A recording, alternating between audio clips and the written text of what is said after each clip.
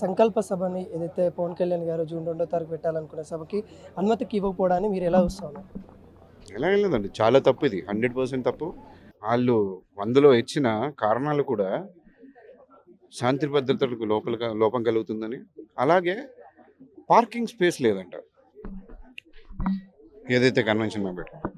ఆ కన్వెన్షన్లో ఇంతకుముందు పెళ్ళిళ్ళు ఫంక్షన్లు ఏమీ జరగలేదా? ఎప్పుడు పెట్టారా సంధ్యా కన్వెన్షన్? ఇప్పటిదాకా రాని ప్రాబ్లం, పార్కింగ్ ప్రాబ్లం ఈరోజు వస్తుందా వాళ్ళకి? శాంతి భద్రతల లోపం అంటే మీరు చెప్పండి ప్రజలు, అంటే న్యూస్ వాళ్ళగా మీకు ఒక బాధ్యత ఉంది, ప్రజలకి ఒక బాధ్యత ఉంది. వాళ్ళు చూసిన వాటి గురించి మాట్లాడాలి, స్పందించాలి.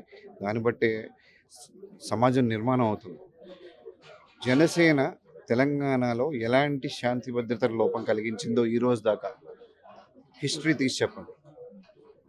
మిగతా పార్టీల గురించి చెప్పండి. వాళ్ళు ఎన్ని ధర్నాలు చేశారు, ఎన్ని రాస్తారోకోలు చేశారు, ఎన్ని కొట్లాటలు చేశారు, ఎన్ని గొడవలు చేశారు, ఎన్ని స్కాములు చేశారు. వాళ్ళ వల్ల లేని శాంతి భద్రతల లోపం జనసేన వల్ల వచ్చింది. శాంతి భద్రతలు ఎవరికో తెలుసా? ఎలా పడితే అలా దోచుకుని తిన్న వాళ్ళు ఉన్నారు కదా, వాళ్ళకి శాంతి లోపిస్తుంది జనసేన ఎక్కడికి వస్తే. వాళ్ళ బ్రెయిన్లో శాంతి లోపిస్తుంది అనమాట.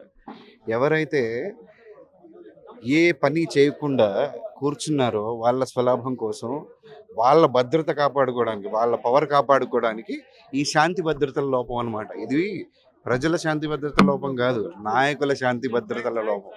వాళ్ళు ఎలా ఉన్నారో అలా ఉండడానికి జనసేన ఇక్కడికి రాకూడదని చూస్తుంది.